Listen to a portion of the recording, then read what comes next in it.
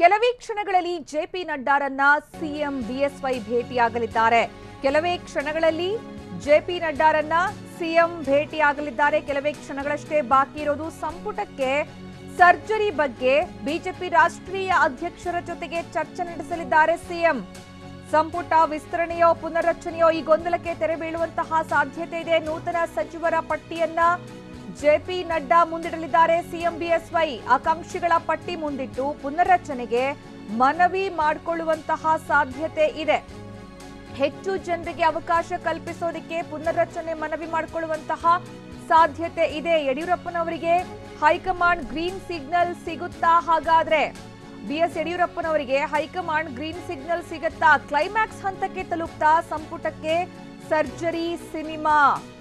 Climax ಹಂತಕ್ಕೆ ತಲುಪ್ತಾ ಇದೆಯಾ ಹಾಗಾದ್ರೆ ಸಂಪುಟಕ್ಕೆ ಸರ್ಜರಿ ವಿಚಾರ? ಯಾಕಂದ್ರೆ ಇಲ್ಲಿ ಸಂಪುಟ ಪುನರ್ರಚನೆಯೋ ಸಂಪುಟ ವಿಸ್ತರಣೆಯೋ ಈ ವಿಚಾರವಾಗಿ ಈಗ ಸಾಕಷ್ಟು ಪ್ರಶ್ನೆ ಇರೋದು. ಈ ತೀರ್ಮಾನವನ್ನ ಈಗ ಎಷ್ಟು ಹೊತ್ತಿಗೆ ತೆಗೆದುಕೊಳ್ಳಲಾಗುತ್ತೆ, ಯಾವ ರೀತಿ ತೆಗೆದುಕೊಳ್ಳಲಾಗುತ್ತೆ ಅನ್ನುವಂತಹ ಕುತೂಹಲ ಈಗ ಹಾಗೆ ಇದೆ. ಇನ್ನು ಕೆಲವೇ ಕ್ಷಣಗಳಲ್ಲಿ ಈ ಕುತೂಹಲಕ್ಕೆ ತೆರೆ ಬೀಳುವಂತಹ ಸಾಧ್ಯತೆ ಇದೆ. ಸಂಪುಟ ಸರ್ಜರಿ ಬಗ್ಗೆ ಬಿಜೆಪಿ ರಾಷ್ಟ್ರೀಯ ಅಧ್ಯಕ್ಷರ ಜೊತೆಗೆ ಚರ್ಚೆ ನಡೆಸಬೇಕು. ಅದಕ್ಕೋಸ್ಕರ ಈಗ ಕೆಲವೇ ಕ್ಷಣಗಳಷ್ಟೇ ಬಾಕಿ ಇರೋದು. ಕಾಯ್ತಾ ಇದ್ದಾರೆ ಸಿಎಂ ಬಿಎಸ್ವೈ. ನೂತನ ಸಚಿವರ ಪಟ್ಟಿಯನ್ನ ಜೆಪಿ ನಡ್ಡಾ ಅವರ ಕೈಯಲ್ಲಿಡಲಿದ್ದಾರೆ ಸಿಎಂ ಬಿಎಸ್ವೈ. ಇನ್ನು ಈ ಸಂದರ್ಭ ಸಂಪುಟ ಪುನರ್ರಚನೆಗೆ ಹೆಚ್ಚಿನ ಒಂದು ಮನವಿ ಮಾಡಿಕೊಳ್ಳುವಂತಹ ಸಾಧ್ಯತೆ ಇದೆ ಅಂತ ಹೇಳಲಾಗಿದೆ. ಯಾಕಂದ್ರೆ ಸಂಪುಟ ಪುನರ್ರಚನೆ ಆಯ್ತು ಅಂತಂದ್ರೆ ಬಹಳಷ್ಟು ಜನಕ್ಕೆ ಅವಕಾಶವನ್ನ ಕಲ್ಪಿಸಬಹುದು. ಆಗ ಅಸಮಾಧಾನಿತರ ಸಂಖ್ಯೆ ಕಡಿಮೆ ಇರುತ್ತೆ ಅನ್ನುವಂತಹ ವಿಚಾರ. ಯಾಕಂದ್ರೆ ಹೇಳಿ ಕೇಳಿ ಆಕಾಂಕ್ಷಿಗಳ ಸಂಖ್ಯೆ ಹೆಚ್ಚೇ ಇದೆ. ಸಂಪುಟ ವಿಸ್ತರಣೆ ಅಥವಾ ಪುನರ್ರಚನೆ ಅನ್ನುವಂತಹ ಗೊಂದಲ ಏನಿದೆ ಅದಕ್ಕೆ ಕೆಲವೇ ಕ್ಷಣಗಳಲ್ಲಿ ತೆರೆ ಬೀಳುವಂತಹ ಸಾಧ್ಯತೆ ಇದೆ. ಇನ್ನು ಪದೇ ಪದೇ ಮುಂದೂಡಿಕೆ ಆಗ್ತಾನೆ ಬರ್ತಾ ಇತ್ತು ಸಂಪುಟ ವಿಸ್ತರಣೆಯ ಕಸರತ್ತು, ಸಂಪುಟ ಪುನರ್ರಚನೆಯ ಕಸರತ್ತು. ಅಂತೂ ಇಂತೂ ಫೈನಲಿ ಇವತ್ತೇ ಎಲ್ಲವೂ ಕೂಡ ತೀರ್ಮಾನ ಆಗುವಂತಹ ಸಾಧ್ಯತೆ ಇದೆ ಅಂತ ಹೇಳಲಾಗ್ತಾ ಇದೆ. ಪುನರ್ರಚನೆ ಬಗ್ಗೆ ವರಿಷ್ಠರ ಜೊತೆಗೆ ಮಾತುಕತೆ ನಡೆಸಲಿದ್ದಾರೆ. ಈಗ ಏನ್ ಹೇಳ್ತಾರೆ ಜೆಪಿ ನಡ್ಡಾ ಅನ್ನುವಂಥದ್ದು ಈಗ ತೀವ್ರ ಕುತೂಹಲಕ್ಕೆ ಕಾರಣ ಆಗಿದೆ. ಇನ್ನು ಉಪಚುನಾವಣೆ ಮುಗಿಲಿ ಅಂತ ಕಾಯಲಾಗ್ತಾ ಇತ್ತು. ಉಪಚುನಾವಣೆ ಅಂತೂ ಇಂತೂ ಮುಗೀತು. 2 ಕ್ಷೇತ್ರಗಳು ಕೂಡ ಬಿಜೆಪಿ ಪಾಲಾಗಿಯೂ ಆಯ್ತು. ಈಗ ಕೊಟ್ಟಿರುವಂತಹ ಮಾತನ್ನ ಉಳಿಸಿಕೊಳ್ಳಬೇಕಾದಂತಹ ಅನಿವಾರ್ಯತೆ ಸಿಎಂ ಬಿಎಸ್ವೈ ಅವರ ಮೇಲೂ ಇದೆ. ಜೊತೆಗೆ ಪದೇ ಪದೇ ಈ ಸಂಪುಟ ವಿಸ್ತರಣೆ ಅಥವಾ ಪುನರ್ರಚನೆ ಮುಂದೂಡಿಕೆ ಆಗ್ತಾ ಇರೋದು ಇದಕ್ಕೊಂದು ಅಂತ್ಯ ಹಾಡಲೇಬೇಕಾಗಿದೆ. ಹೀಗಾಗಿ ಇವತ್ತು ಈ ಬಗ್ಗೆ ಚರ್ಚೆ ನಡೆಸೋದಕ್ಕೆ ಸಿಎಂ ಕೈಯಲ್ಲಿ ಲಿಸ್ಟ್ ಹಿಡ್ಕೊಂಡೇ ಈಗ ಹೈಕಮಾಂಡ್ ಅವ್ರನ್ನ ಭೇಟಿಯಾಗೋದಕ್ಕೆ ತೆರಳಿರೋದು. ಜೆಪಿ ನಡ್ಡಾ ಅವ್ರನ್ನ ಭೇಟಿಯಾಗಿ ಮಾತುಕತೆ ನಡೆಸಲಿದ್ದಾರೆ. ಹೈಕಮಾಂಡ್ ಗ್ರೀನ್ ಸಿಗ್ನಲ್ ಸಿಕ್ತು, ಹೈಕಮಾಂಡ್ ಗ್ರೀನ್ ಸಿಗ್ನಲ್ ಕೊಡ್ತು ಅಂತಂದ್ರೆ ಸಂಪುಟ ಇವತ್ತು ಕ್ಲೈಮ್ಯಾಕ್ಸ್ ಹಂತಕ್ಕೆ ಬರೋದು ಬಹಳ ಸ್ಪಷ್ಟ. ಆದ್ರೆ ಇಲ್ಲಿ ಪುನರ್ರಚನೆಯ ವಿಸ್ತರಣೆ ಅನ್ನೋದು ಮತ್ತೊಂದು ದೊಡ್ಡ ಪ್ರಶ್ನೆ ಇದೆ. ಯಾಕಂದ್ರೆ ಇಲ್ಲಿ ಸಂಪುಟಕ್ಕೆ ಸರ್ಜರಿ ಮಾಡೋದಕ್ಕೆ ಒಪ್ಪಿಗೆ ಅಷ್ಟೇ ಅಲ್ಲ, ಏನ್ ಮಾಡ್ಬೇಕು ಏನ್ ಮಾಡ್ತಾರೆ ಅನ್ನುವಂಥದ್ದು ಕೂಡ ಬಹಳ ಪ್ರಮುಖವಾಗುತ್ತೆ. ವಿಸ್ತರಣೆ ಮಾಡ್ತಾರೋ ಅಥವಾ ಪುನರ್ರಚನೆ ಮಾಡಲಾಗುತ್ತೋ ಅನ್ನುವಂತಹ ವಿಚಾರ. ಈಗ ಸಿಎಂ ಬಿಎಸ್ವೈ ಅವರ ಒಲವನ್ನು ನೋಡೋದಾದ್ರೆ ಪುನರ್ರಚನೆ ಕಡೆಗಿದೆ ಅಂತ ಹೇಳಲಾಗ್ತಾ ಇದೆ. ಹೇಳಿಕೆಳಿ ಆಕಾಂಕ್ಷಿಗಳ ಸಂಖ್ಯೆ ಹೆಚ್ಚಿರುವಂತಹ ಕಾರಣಕ್ಕೆ. ಕೆಲ ಹೊತ್ತಲ್ಲೇ ಜೆಪಿ ನಡ್ಡಾ ನಿವಾಸಕ್ಕೆ ಸಿಎಂ ಬಿಎಸ್ವೈ ತೆರಳಲಿದ್ದಾರೆ, ಮಾತುಕತೆ ನಡೆಸಲಿದ್ದಾರೆ. ದೆಹಲಿಯ ಜನಪತ್ ರಸ್ತೆಯಲ್ಲಿರುವಂತಹ ಜೆಪಿ ನಡ್ಡಾ ನಿವಾಸಕ್ಕೆ ಸಿಎಂ ಬಿಎಸ್ವೈ ತೆರಳಿ ಮಾತುಕತೆ ನಡೆಸಲಿದ್ದಾರೆ. ಸದ್ಯ ಸಿಎಂ ಬಿಎಸ್ವೈ ಕರ್ನಾಟಕ ಭವನದಲ್ಲಿದ್ದಾರೆ. ದೆಹಲಿಗೆ ತಲುಪಿಯಾಗಿದೆ, ಕರ್ನಾಟಕ ಭವನದಲ್ಲಿದ್ದಾರೆ. ಈಗ ಕರ್ನಾಟಕ ಭವನದಿಂದ ಜನಪತ್ ನಿವಾಸ ಜೆಪಿ ನಡ್ಡಾ ಅವರ ನಿವಾಸಕ್ಕೆ ತೆರಳಲಿದ್ದಾರೆ. ಅಲ್ಲೇ ಸಿಎಂ ಬಿಎಸ್ವೈ ಅವರನ್ನ ಭೇಟಿಯಾಗಲಿದ್ದಾರೆ.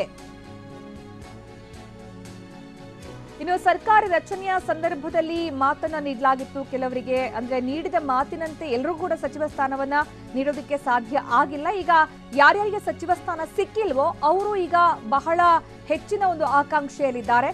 ಸದ್ಯ ಕರ್ನಾಟಕ ಭವನದಲ್ಲಿರುವಂತಹ ಸಿಎಂ ಬಿಎಸ್ವೈ ಕೆಲವೇ ಕ್ಷಣಗಳಲ್ಲಿ ಜೆಪಿ ನಡ್ಡಾ ಅವರನ್ನ ಭೇಟಿಯಾಗಲಿದ್ದಾರೆ.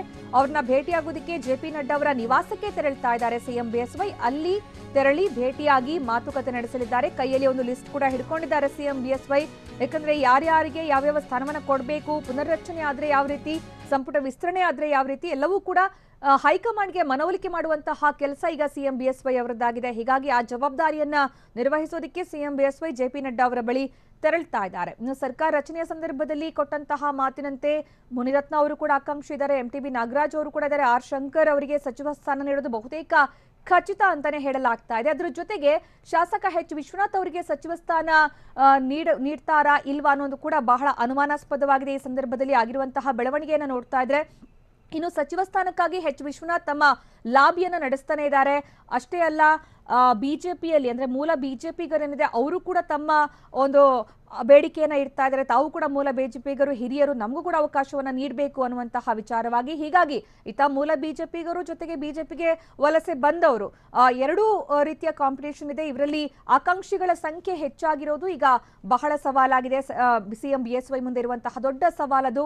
ಮೂಲ ಬಿಜೆಪಿಯವರ ಪೈಕಿ ಬಸನಗೌಡ ಪಾಟೀಲ್ ಯತ್ನಾಳ್, ಉಮೇಶ್ ಕತ್ತಿ, ಅರವಿಂದ್ ಲಿಂಬಾವಳಿ, ಎಂಪಿ ರೇಣುಕಾಚಾರ್ಯ, ರಾಜು ಗೌಡ, ಮುರುಗೇಶ್ ನಿರಾಣಿ, ಪೂರ್ಣಿಮಾ ಸೇರಿದಂತೆ ಹಲವರು ಮುಖ್ಯಮಂತ್ರಿಗಳ ಮೇಲೆ ಒತ್ತಡ ಹಾಕ್ತಾನೆ ಬಂದಿದ್ದಾರೆ. ನಾವು ಗಮನ ಕೊಡ್ತಾ ಬಂದಿದ್ವಿ ಮೊನ್ನೆಯಿಂದಲೂ ಕೂಡ ಆಗ್ತಾ ಇರುವಂತಹ ಬೆಳವಣಿಗೆಯಲ್ಲಿ. ಅಷ್ಟೇ ಅಲ್ಲ, ಈ ಸಂದರ್ಭ ಸಚಿವಾಕಾಂಕ್ಷಿಗಳು ಸರಣಿ ಸಭೆಯನ್ನ ಕೂಡ ನಡೆಸಿದ್ರು. ರಮೇಶ್ ಜಾರಕಿಹೊಳಿ ಅವರ ನಿವಾಸದಲ್ಲಿ ಅವ್ರ ಜೊತೆಗೆ ಸಾಕಷ್ಟು ಮಾತುಕತೆ ಕೂಡ ನಡೆಸಿದ್ರು. ಇನ್ನು ನಾನಾ ರೀತಿಯಲ್ಲಿ ಒತ್ತಡ ತರುವಂತಹ ಪ್ರಯತ್ನವನ್ನ ಮಾಡಿದ್ರು. ಈಗ ಅಂತಿಮವಾಗಿ ಎಲ್ಲವೂ ಕೂಡ ಹೈಕಮಾಂಡ್ ನಿಂದ ತೀರ್ಮಾನ ಆಗಬೇಕಾಗಿದೆ. ಸಂಪುಟ ವಿಸ್ತರಣೆ ಮಾಡಬೇಕು, ಸಂಪುಟ ಪುನರ್ರಚನೆ ಮಾಡಬೇಕು ಅನ್ನುವಂತಹ ವಿಚಾರವಾಗಿ. ಸಂಪುಟ ವಿಸ್ತರಣೆ ಅಂತಂದ್ರೆ ಬಹಳಷ್ಟು ಜನ ಆಕಾಂಕ್ಷಿಗಳ ಪೈಕಿ ಕೆಲವರು ಡ್ರಾಪ್ ಆಗುವಂತಹ ಸಾಧ್ಯತೆ ಹೆಚ್ಚು. ಆದ್ರೆ ಪುನರ್ರಚನೆ ಅಂತ ಆದ್ರೆ ಬಹಳಷ್ಟು ಜನಕ್ಕೆ ಅವಕಾಶ ಸಿಗುವಂತಹ ಸಾಧ್ಯತೆ ಇದೆ.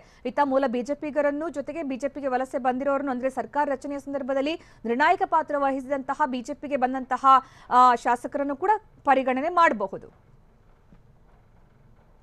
ಕ್ಯಾಬಿನೆಟ್ ಎಕ್ಸ್ಪ್ಯಾನ್ಷನ್ ಬಗ್ಗೆ ನಮ್ಮ ರಾಷ್ಟ್ರೀಯ ಅಧ್ಯಕ್ಷ ನಡ್ಡಾ ಅವರನ್ನ ಭೇಟಿ ಮಾಡಿ ತಕ್ಷಣ ವಾಪಸ್ಸು ಬೆಂಗಳೂರಿಗೆ ಹೋಗ್ತಾ ಇದ್ದೇನೆ.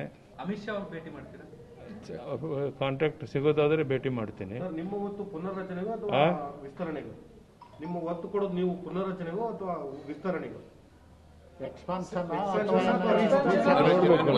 ರಾಷ್ಟ್ರೀಯ ಅಧ್ಯಕ್ಷ ಜೊತೆ ಮಾತನಾಡಿದ ಮೇಲೆ ಅವ್ರೇನು ಸಲಹೆ ಕೊಡ್ತಾರೆ ಅದೆಲ್ಲದರ ಆಧಾರದ ಮೇಲೆ ತೀರ್ಮಾನಗಳು ತಗೊಂಡು. ಬೇರೆ ಯಾರಾದರೂ ಸಚಿವರನ್ನು ಭೇಟಿ ಮಾಡ್ತಿದ್ದೀರಾ ಸರ್? ಇವತ್ತು ಬಹುಪಾಲು ಯಾರನ್ನು ಭೇಟಿ ಮಾಡಲ್ಲ ನಾನು. ಈ ಬಗ್ಗೆ ಹೆಚ್ಚಿನ ಮಾಹಿತಿ ನೀಡ್ತಾರೆ ನಮ್ಮ ಪ್ರತಿನಿಧಿ ಚಂದ್ರಮೋಹನ್. ಚಂದ್ರಮೋಹನ್, ಈಗ ಸಂಪುಟ ವಿಸ್ತರಣೆಯೋ ಪುನರ್ರಚನೆಯೋ ಗೊತ್ತಿಲ್ಲ, ಆದ್ರೆ ಈ ಕಸರತ್ತಿನ ಕ್ಲೈಮ್ಯಾಕ್ಸ್ ಹಂತ ಅಂತ ಅನ್ಸುತ್ತೆ. ಹೈಕಮಾಂಡ್ ಹತ್ರ ತೆರಳಿದ್ದಾರೆ ಸಿಎಂ ಬಿಎಸ್ವೈ.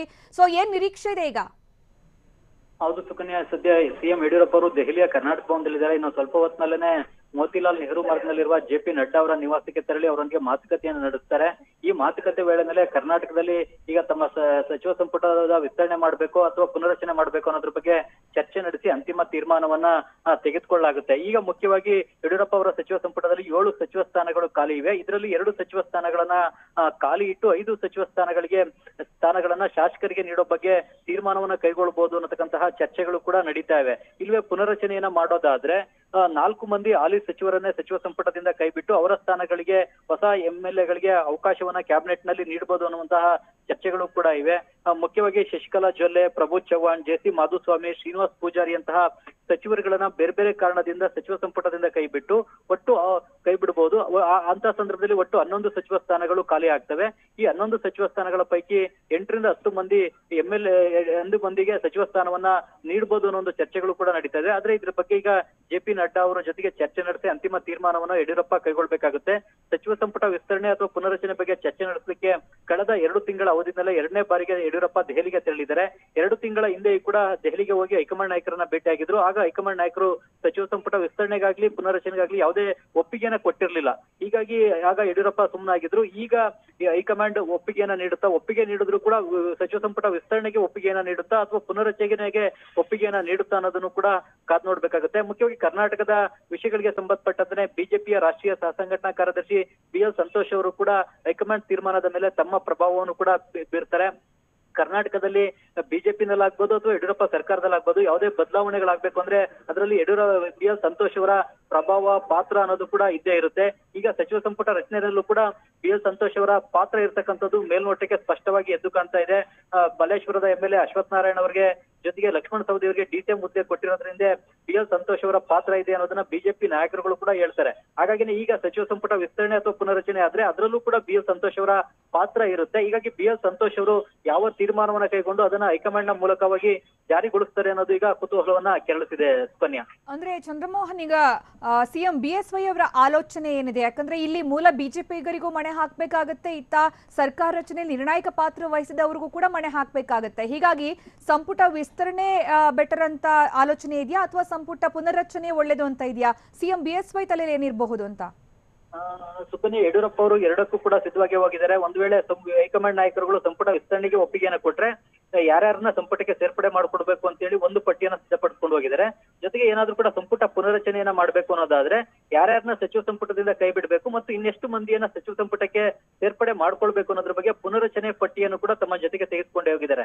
ಹೀಗಾಗಿ ಹೈಕಮಾಂಡ್ ತೆಗೆದುಕೊಳ್ಳುವಂತಹ ತೀರ್ಮಾನದ ಆಧಾರದ ಮೇಲೆನೆ ಮುಂದಿನ ಎಲ್ಲಾ ಬೆಳವಣಿಗೆಗಳು ಕೂಡ ನಡೀತವೆ. ಹೀಗಾಗಿ ಯಡಿಯೂರಪ್ಪ ಅಂತೂ ಎರಡಕ್ಕೂ ಕೂಡ ಸಿದ್ಧವಾಗಿರೋದ್ರಿಂದಾಗಿ ಹೈಕಮಾಂಡ್ ಯಾವ ತೀರ್ಮಾನವನ್ನ ಕೈಗೊಳ್ಳುತ್ತೆ ಅನ್ನೋದು ಕುತೂಹಲವನ್ನ ಕೇಳಿದ್ದೆ. ಹೈಕಮಾಂಡ್ ತೀರ್ಮಾನದ ಹಿಂದೆ BL ಸಂತೋಷ್ ಅವರ ಪಾತ್ರ ಕೂಡ ಇರುತ್ತೆ ಅನ್ನೋದನ್ನ ನಾವು ಮರೆಯುವಂತಿಲ್ಲ. ಹಾಗಾಗಿ BL ಸಂತೋಷ್ ಯಾವ ರೀತಿಯಾದಂತಹ ತೀರ್ಮಾನವನ್ನ ಕೈಗೊಳ್ತಾರೆ ಅದನ್ನ JP ನಡ್ಡಾ ಅವರ ಮೂಲಕವಾಗಿ ಜಾರಿಗೊಳಿಸ್ತಾರೆ ಅನ್ನೋದು ಕೂಡ ಈಗ ಕುತೂಹಲವನ್ನ ಕೇಳುತ್ತಿದೆ ಸುಕನ್ಯಾ. ಧನ್ಯವಾದ ಚಂದ್ರಮೋಹನ್.